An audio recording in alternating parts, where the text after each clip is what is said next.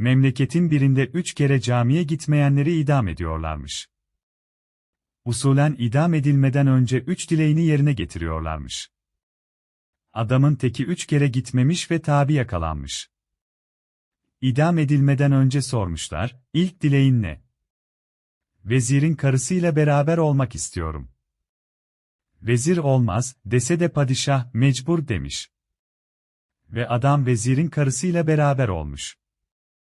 Adam ikinci dileği olarak padişahın karısıyla birlikte olmayı seçmiş.